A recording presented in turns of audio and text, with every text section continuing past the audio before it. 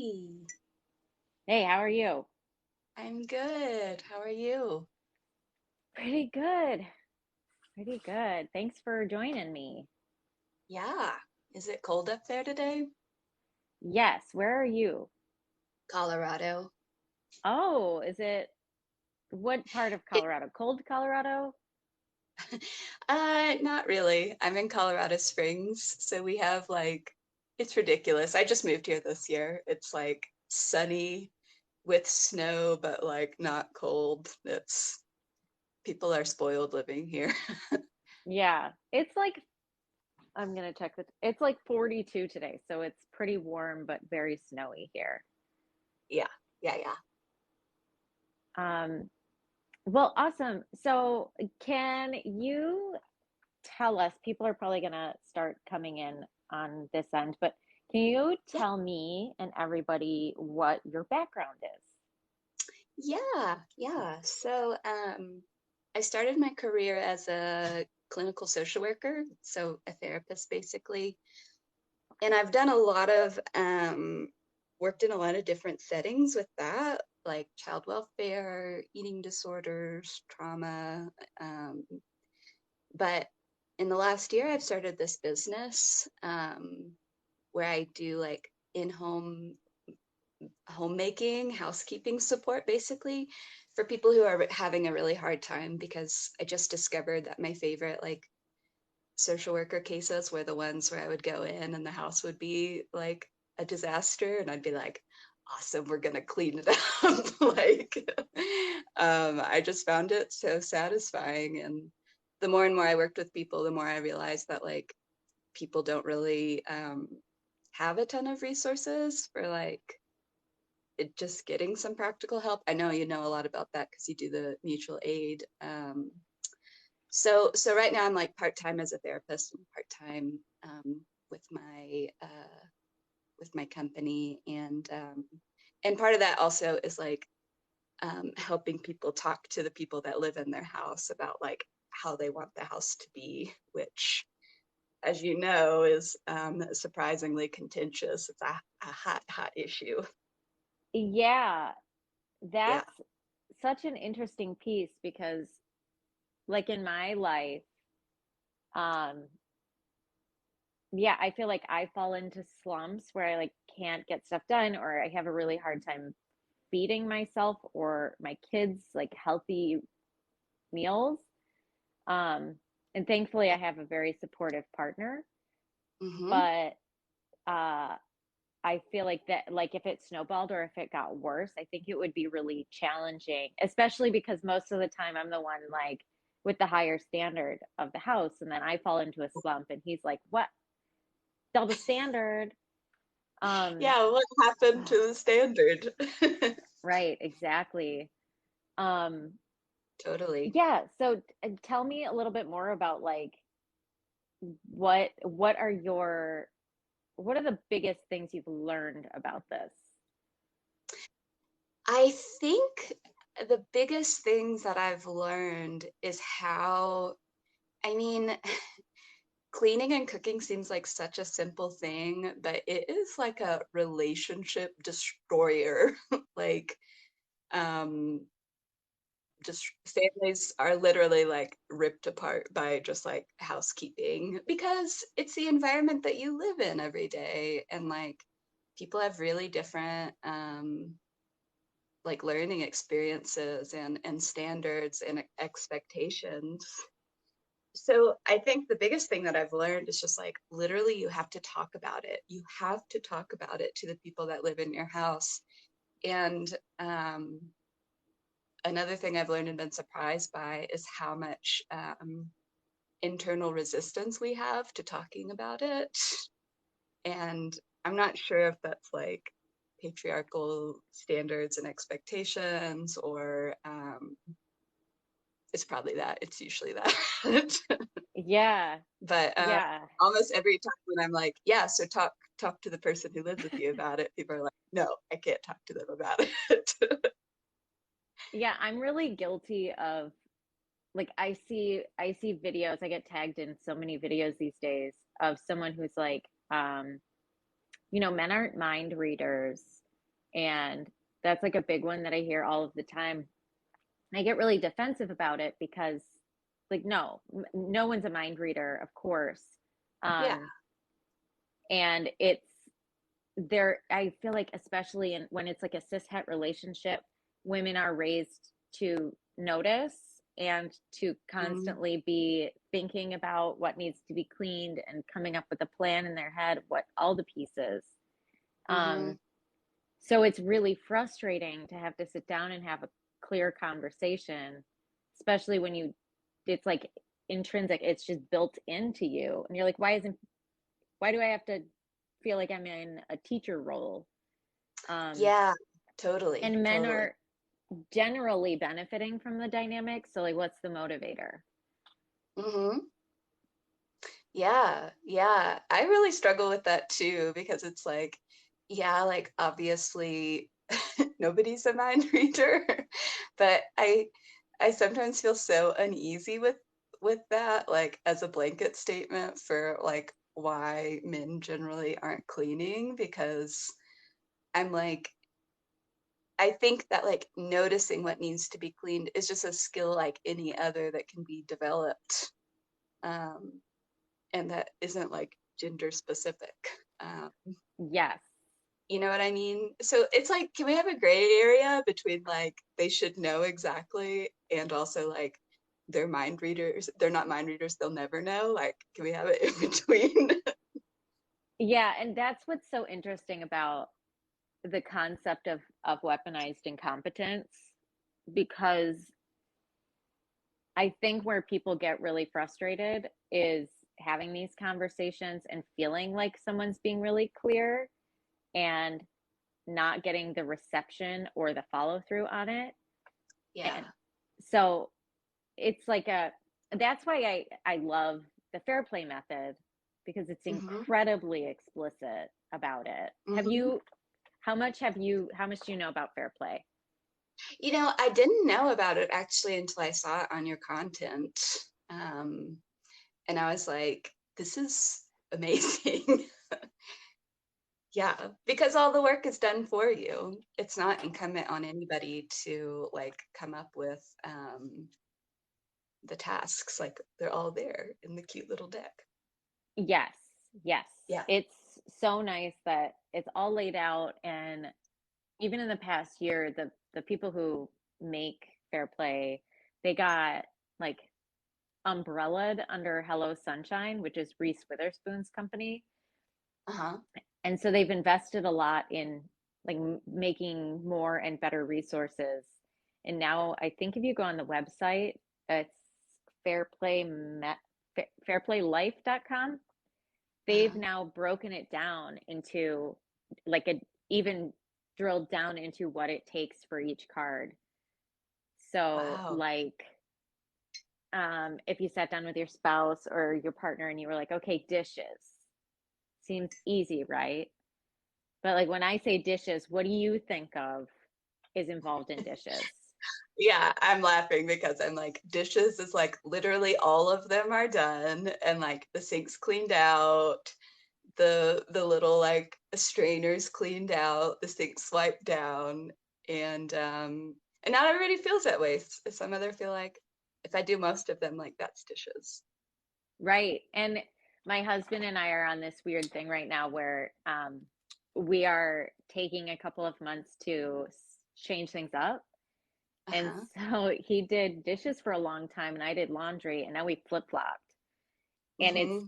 given me a much more of an appreciation for when I'd be frustrated there were dishes, and now I end up leaving dishes, and realizing that we never had a conversation around like I just had a bagel and there are everything bagel seeds all over my counter. Yes. And it's like, whose job is that? Is that meal Mm-hmm. person, or is it the dishes person, or does it fall through the Mm-hmm. cracks? Yeah, yeah. Like, what's our stance on crumbs? What's the expectation? Yeah, And what's I a know. reasonable amount, you know? Yes. And it's funny that like it, the work of like navigating living together as a family is so like you have to go so into the minutia. but I think it's so helpful to just like explicitly say it. Um, yeah, I'm the same way. Like, my husband used to always do the dishes, but since I've been working a little bit less, um, part of our like reworking that as I was like, I can do the dishes, like that's manageable. And yeah, I was like, man, this fucking sucks. Like, I have so much more compassion for him the times where he like did it, but it wasn't like the way I wanted it to be done, you know? Yeah. Like it's exhausting. I wish I had been a little bit put myself in his shoes. That's, I think, that's one of the pieces that I think a lot of people skip with fair play. Mm, And like when you start implementing it, sometimes there are couples who talk about like your military spouse or like firefighter spouse where they're overnight for 4 days and then home and they're yep, tired. yep. Um, but like something my husband and I now do is we trade off. Like on the weekends, if we're both home, he still does certain things completely solo. Yeah. Because he needs to understand, like, he's worked nights for years. And so I do bedtime solo for two kids on all of the weeknights. And he'd come home and I'd just be whining about it. And Hmm. he would try to commiserate a little bit, but now like I peace out for bedtimes when Hmm. he's home, and they're better for him, of course. But Hmm. also he understands that, like, okay, Franny came out of her room 6 times tonight. Yeah, Yep. yeah. Yeah. Yeah. Yeah. So it's like my invisible labor. Now he sees it and experiences it. Yeah, totally. I mean, I'm like really vibing with that because my father's a firefighter. And so, and my parents stayed together, and like the times when my mom would be out of town and my dad would take care of us, like he did a good enough job, but also there were just little things like he would pack my lunch to go to school and I would open it and it would be like a like 6 course feast.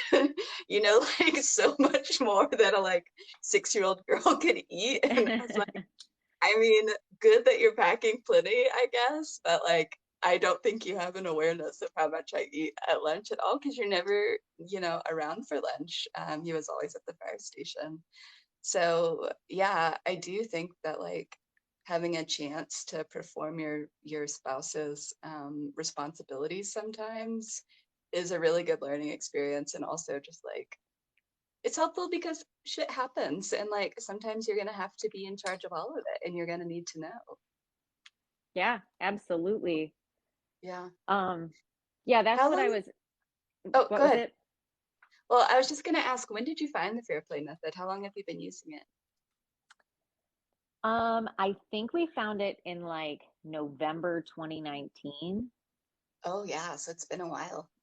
It has. And I wish we would have had it with my first, but I have a Mhm. 2.5 year old. So we found it when she was like 6 months old or something like that. Yeah. Um, and a lot of people ask me, like, how long did it take to see a change? Hmm. And I think that, I read it first and I started implementing. One of the key pieces of it is like finding your unicorn space. Hmm. And I had I had found that right before I had my second kid, I really started like stepping out into the world as myself again. I met Hmm. friends that didn't even know, just not because I kept it from them, but because it was not the setting to talk about my children. Like, they just knew me as Laura. Hmm. And so that was the first step for us, was me like setting a boundary around my time and not martyring myself, which Yes. 100% that was on me. Yes. Yeah. And once I started doing that, I read Fair Play. It was like light bulb moment. And then I don't think it really started making a definitely immediate change within the first Hmm. month. And then once my husband read the book, as he was reading it, he was like texting me and he's like, oh my gosh, these are, yes, got it. Mhm. Uh-huh. Yeah, And yeah, now, totally.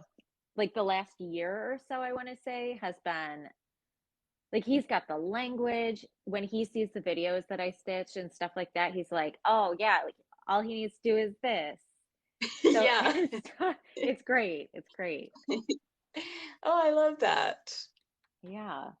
Do you guys Yeah. use a fair play system, or like what do you guys use that is successful? Yeah. So we, I wish we'd had the fair play system when we were first married because I would have never expected how bumpy it was to cohabitate. And like my husband and I love each other so much. Like anybody that sees us together is like, you are just two peas in a pod. Like you are each other's best friends.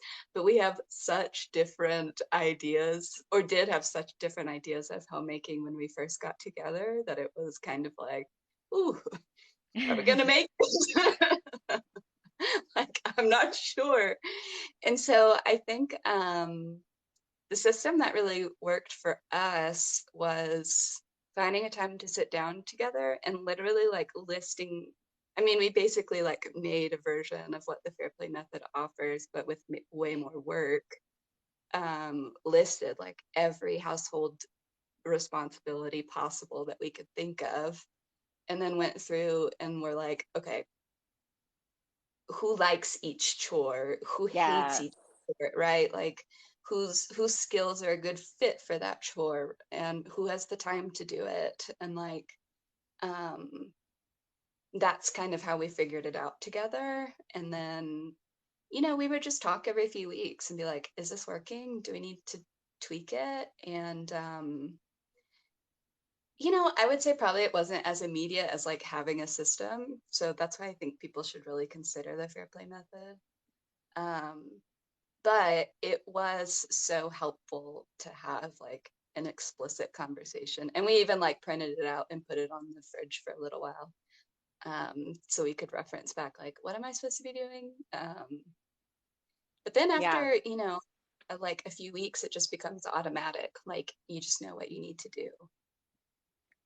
Yeah. There's I don't know if it's downloadable on the Fair Play site, but there's like you can get the list of the cards, Uh-huh. Uh-huh. and that's one of the activities that you can first do exactly like you're saying, like get different color highlighters, and both of you can go through and be like, hate it, love it, Yeah. fine. And the other piece that I like about the Fair Play method is she broke it down into like annoying and tedious everyday tasks. Yes. And that's the one where, like, again, in my comment section, um a lot of times, or I Rudy A official made a video about this that pissed a lot of people off, where he was like, I do the lawn care in the cars, and she does like she's better at like dinner and keeping up with the house. And Mm-hmm. the biggest difference is that one is incredibly repetitive and tedious and boring and has to be done on a certain schedule every freaking day. And Yes. the other one is like, oh, your car broke down. Well, okay, get a cab. We'll deal with it tomorrow. Like, Mm-hmm. there's such a difference. And couples can very easily sit down and be like, okay, your schedule doesn't allow for phone calls. Mine does. So even if I'm not at home, I'll take all of the bills. On my lunch break, I will call Comcast. Yes. Like, and someone in my comments is talking about um, having chronic illness. Can you speak to that at all? Like, how do you do this if there's chronic Oh, illness? yes. Yes, because I'm chronically ill. And so we have a lot of experience navigating like health issues that have come up and just completely turned things upside down. Um, and I think when that happens, the conversations that get added in are like caretaking tasks for your spouse that you might not have included before because they weren't necessary. But it's the like, if I'm too sick to call the doctor, will you know all my medical information so you can call the doctor, right? If I am hurting so badly I can't go out to CVS and get what I need, do you know all of the medications that I need and you can go out and get them and bring them back? Do you know what I want to eat when I'm sick and, I don't feel well enough to cook? Like, there's this whole other layer of care tasks that I do think need to be explicitly discussed because as much as like generally men aren't raised to be uh, homemakers, they're also generally not raised to be caretakers. And there's like very scary statistics about like the number of men that end marriages after their wife becomes chronically ill. It's like horrifying and Yeah. super sad. But I do think, I mean, I want to say like some of those guys are just really shitty, but I also think if I'm looking at it as a whole, like men are not prepared to take care of a sick kid, a sick adult. Like they don't get any training on it. I know definitely in my family when someone was sick, like even though we were pretty progressive, like I was the one that was expected to help out, not my brothers. Yeah. Because they were just like, Amanda's better at it, right? Right. Right. Yeah. Love that. So, I mean, that's one piece of it that it adds a whole layer of like care tasks you need to discuss. But I also think like you have to discuss like a lower standard of care when someone is sick in the home. Yeah, that's been how we've dealt with certain, like we have like two minimum standards of care. We have the when everyone's well and Hmm. when it's a struggle week. Um, Yeah. and you know what has been enlightening to me? I don't know if you've felt the same way, but like if I'm really struggling, I put this guilt on myself about like the house isn't clean enough. I've been feeding the kids a ton of processed foods, all of these things. And I'm like, oh, I worry that people in my life, including my husband, are disappointed. And Mm-hmm. then having an explicit discussion with him and saying, I was like, the kids have had two Happy Meals this week. And I was like, I'm having a really hard time. Like, I don't know what I'm going to feed them. And he was like, it's fun. Like, they get a toy. It's got apples and milk. Like, you fed them, you took them on a car ride, they played with a toy, and they got to pick their favorite movie tonight. And hearing him Yes. let me off the hook that way was like, okay, Hmm. even if I'm still going to make myself feel a little bit guilty about it, this is a rough week. And like there's that why, that telling your story as to why we're doing it this way. It just Hmm. like that clear communication changes the game. Oh, totally. Totally.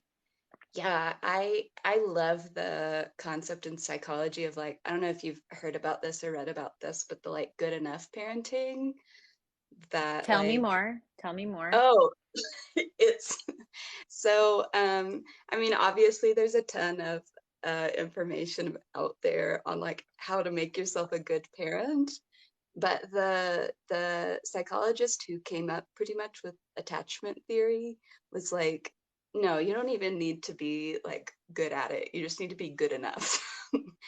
um, which is just like, meet their needs most of the time, make sure they're fed, make sure they have a place to live, like don't be mean to them mostly. Like that's good enough. And I love that. And the dad actually is like, that's that's pretty okay. Like most I mean, life isn't perfect and no parent is perfect, and every kid comes out of childhood with something of like, yeah, that was kind of dicey. But like good enough is plenty. But also with myself and with my clients, I love to talk about like, okay, what's good enough parenting when you're sick or you're depressed or you're manic or your whole body hurts, like because that's different. Um, like good enough parenting when you feel well might be like a homemade balanced meal, but good enough parenting when you feel like shit is probably like any food is fine. Right. Yeah. Oh yeah. And I've had, like I've had those weeks, especially through this pandemic. Um, yeah, I mean, like, uh, I do a pretty good job, but sometimes it's like strained beans, black beans. Just my kid will sit with a bowl of them, and I'll do like a spoonful of peanut butter, Uh-huh. some cut up, I don't know, whatever veg. Sometimes it's just like, I'll get a bowl of water and put carrots in it and microwave it so they're sort of chewy. Uh-huh. Yeah. And either pepperonis or I don't it's just like whatever she wants to eat on a little plate. And I'm like, there's protein, there's Fiber, fiber. Yeah. have a vegetable. She likes it, it's tasty, like it's fine. Yeah, it's totally fine. And yeah, it doesn't have to be Instagrammable. Um, Mm-hmm. but I feel like there's a trend. I was talking to Sarah Louise Peterson, I think is her name.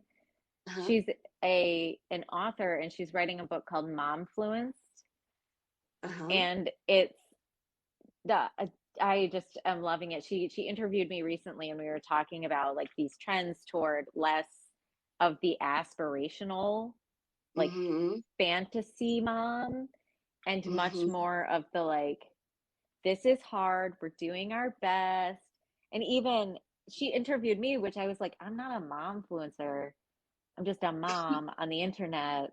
Um, but even the move away from like putting your kids on the internet, like I don't use my Yeah. kids in my videos. Yeah. Yeah. Yeah. I see that a ton, and like I love that that's happening. And I think, I mean, I think it has to do with the pandemic and the like political destabilization and the climate, like all the shit, that before people, found meaning in like living this perfect aspirational life, and that meant they were living a good enough life. And then it just started to feel so empty. People are like, Yeah. no, I hate that. Like that feels so meaningless. Um, like just good enough is plenty. Just getting Yes. by is enough. Yes. And I love that as a person who often feels like existentially panicked.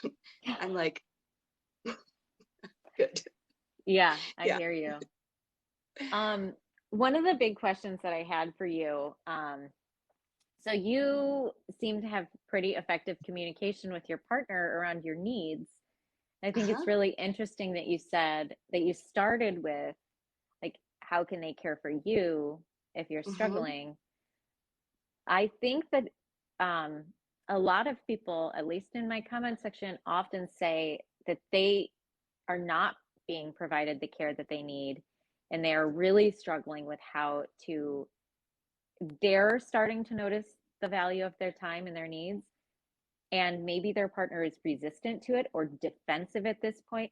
How do Mm. you bring them on board?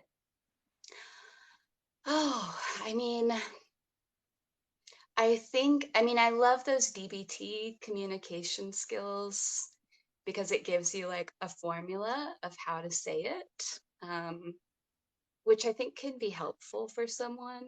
Um, but I also think like, I think what's really helped my relationship is being like saying on the front end what I want to happen in the conversation.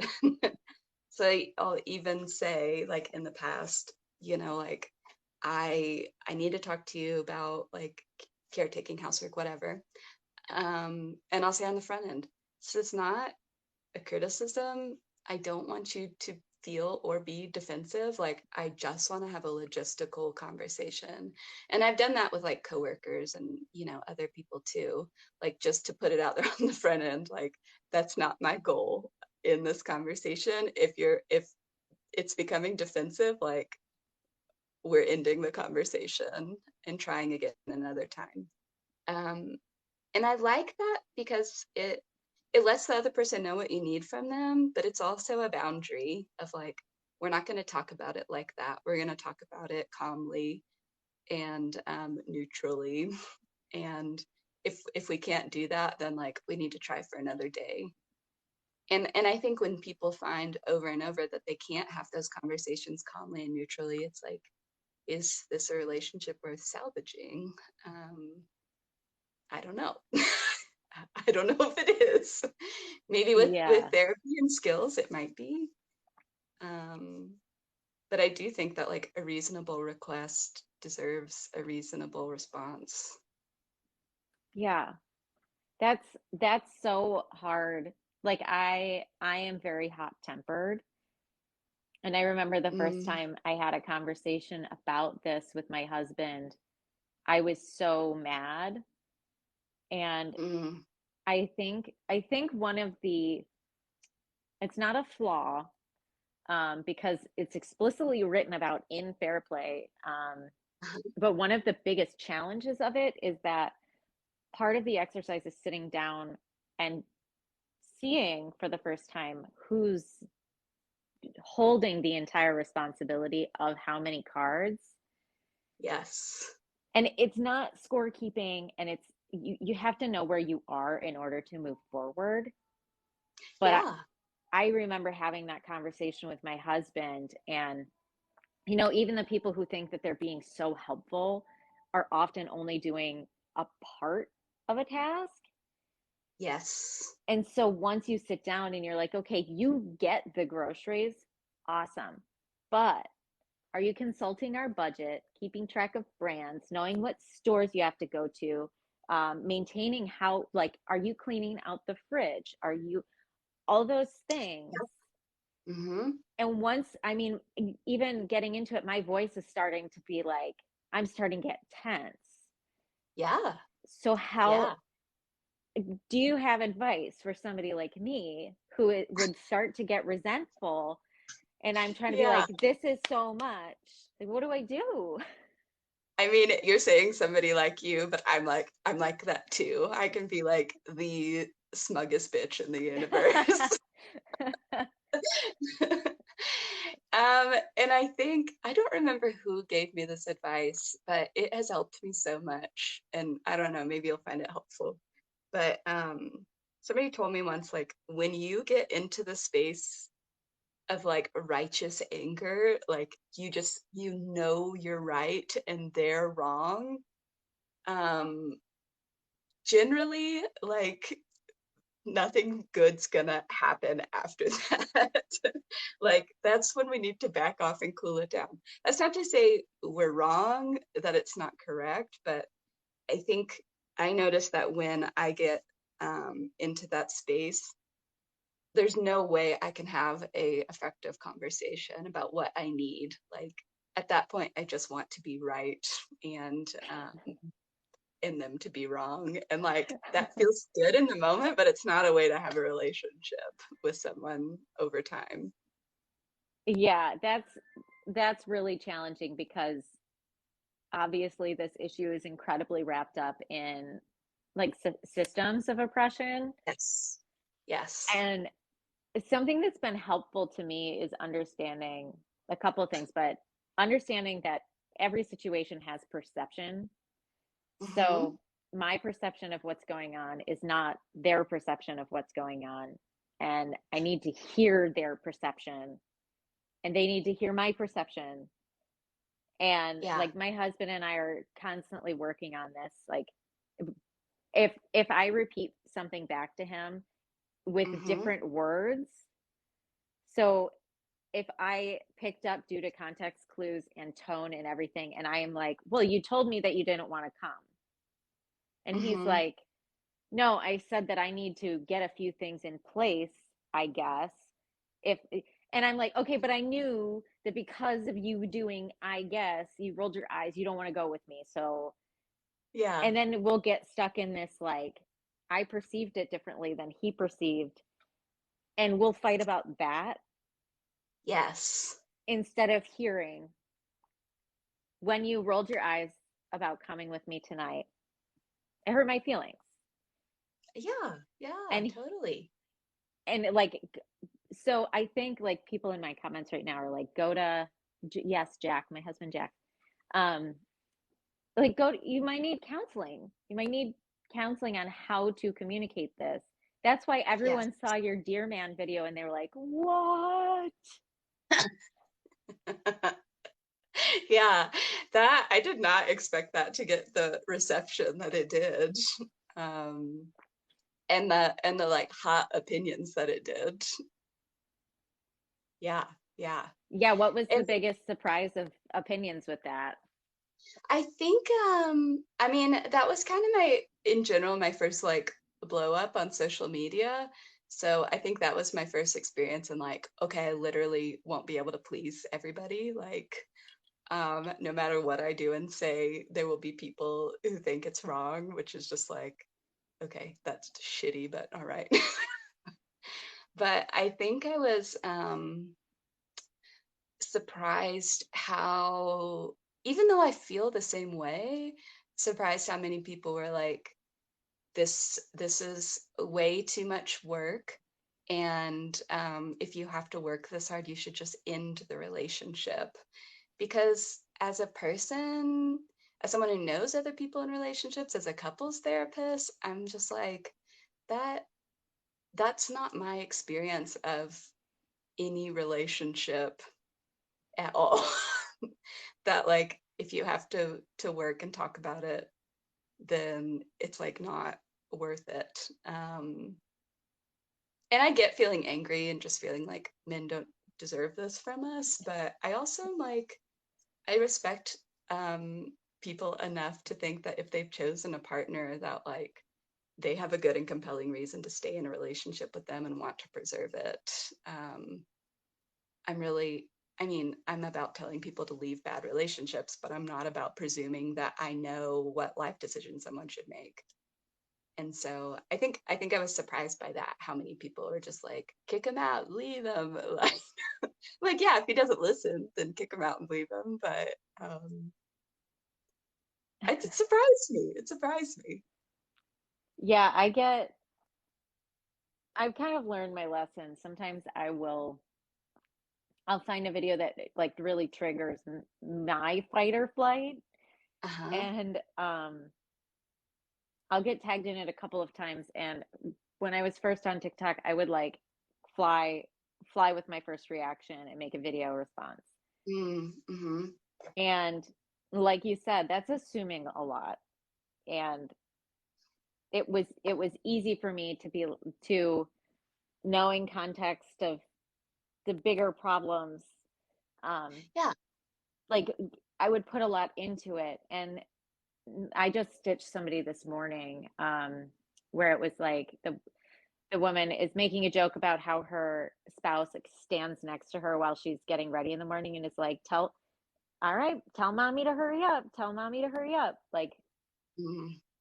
and she's like, that's incredibly unhelpful, thank you anyway.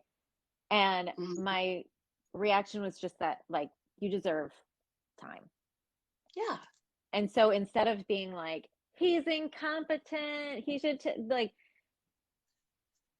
she doesn't need to hear that because I don't know what's going on. Mm-hmm. It's not helpful, but she does need to know that her time is valuable and her space to exist is valuable, even within that relationship. Yes, totally. Totally. Yeah, I completely agree. And I also think like I have maybe an even bitchier spin on it, Okay, I want to hear it. which is like when I hear when I hear like other women be um like just don't date men, like just leave them, they're horrible. I'm like, no, they don't get off that easy. Like they don't get off that easy, that they never have to learn. Like they're gonna learn. I want them to learn because I want the world to be better and I Mm-hmm. want people to have better relationships. And that means like in a lot of these situations, like men learn how to do chores. So I'm not into just like letting them off the hook and being like, you're the worst, goodbye. It's like, no, you're gonna learn how to do this Yeah, because I have to yeah. learn how to do it. That's such an interesting point that I'm beginning to discover doing some more work with like coaching couples through this is Mm, the piece that gets dropped a lot is the boundary piece.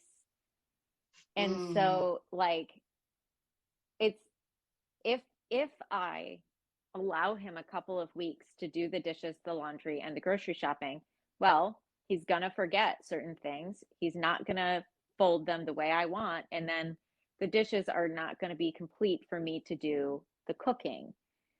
yeah. And so they'll step in and they'll be like, did you remember to do the thing? And I'm including Hmm. myself in this conversation. Oh, me too. Yep. Hmm. But constantly crossing your own boundaries is, like you said, like you don't need to teach anybody. Hmm. You can have one explicit and clear conversation with a partner who loves you, and then your work is shutting the F up. Yes. Yes, yes.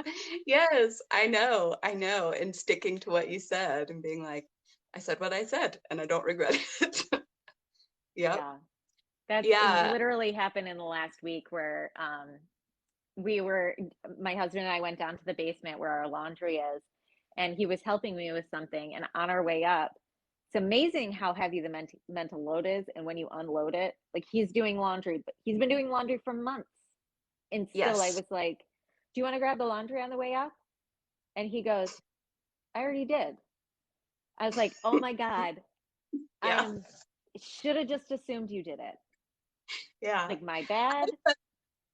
But I'm, like, delighted by those moments because that's a quality, like, I as the person who always had the, like, very high standard, I get, like, delighted when my husband's like, "Amanda, you didn't do XYZ with the dishes." I'm like, "You know what? You're right, I didn't, and you noticed." And here I go to fix it. Like, look at you actively participating in homemaking. Like, I love that. I love that. And so, and when that happens, it doesn't feel like a burden to like fulfill each other's little like homemaking quirks, you know? Right, right. Yeah. Yeah, and like it's unfortunate because I think a lot of women come to me, or partners come to me because they are something strikes a chord and it's painful, Yeah. Yeah. and it clearly takes time to undo. And Hmm. even feeling like I have a very equitable partnership at home, I'm still like trying to remind him of a thing he already did. And Yeah. I'm sure in the beginning of us down this journey, he would have been pissed that I didn't trust him. Or if he would have Hmm. forgotten one piece of it, I would have been really mad at him. Um, so yeah, Yeah. that's interesting. And I love that he yeah, got to do a little like homemaking flex. He was yeah, like, "Got it." yeah, it's so great. Yeah. Um, Yeah. well, okay, we have a couple of minutes left. Yeah. I gotta sign off a little bit before noon, but do you have any like nuggets of wisdom that you would send along with anyone? If they're trying to like have an equitable partnership. Yeah, or even, if you're a solo person, like trying to, Yeah. yeah, just, Yeah. you have a lot of experience. Any nuggets? I think I would say just like be patient with yourself in figuring it out. And maybe that includes being patient with the other person too. And also like don't don't base your standards at home off of like what you believe other people think you should be doing, right? Like I care not at all about that. All I care about is that like people have functional homes that like they like being in. And that means something different for every single person. Um, and I think the other bit of like wisdom I'd pass along is like if you or you and your partner aren't able to do this, um, go get some help. Um, I think a lot of people get really stuck when there's like executive functioning issues, illness, things like that, and are like, well, we just can't make it work because of that issue. And I'm like, you can't make it work just with the two of you, just by yourselves, but with the family member to help, a occupational therapist, a therapist, somebody to help you like figure out how to make your life work for you in a way that's manageable, like get that support. It's Mhm. okay to need some help to keep up on things. And also, if your husband or boyfriend doesn't know how to do homemaking things, come to my channel because I have instructional videos on everything. That was going to be my last question. Yeah. Where can people find you? So, I mean, they can find me here on TikTok at Nesting Your Life, but I also have a website, nestingyourlife.com, where I do, if they're in Colorado, I'll come clean your house for you. But if you're remote, I can do coaching on like how to keep up with homemaking. So they can find me there. And then if I made this resource of like homemaking for bros for the couples that were like, we want to have an equitable partnership, but like this guy literally doesn't know how to do it because he's never learned. Like his parents didn't Mm-hmm. teach him. He never saw anybody doing it like at the frat house where he lived. Like he literally doesn't know. I made it so that they could just send him to my channel and he could find like how to do the dishes, how to keep up with laundry. So it takes like the burden of teaching off of them. That's great. That's awesome. Yeah. Well, thank you for your time and energy. This has been awesome. Yeah, this was super fun. Thank you so much for Yeah. inviting me. All right. Have a good day. You too. Enjoy Bye. Colorado. Bye. I will. Bye.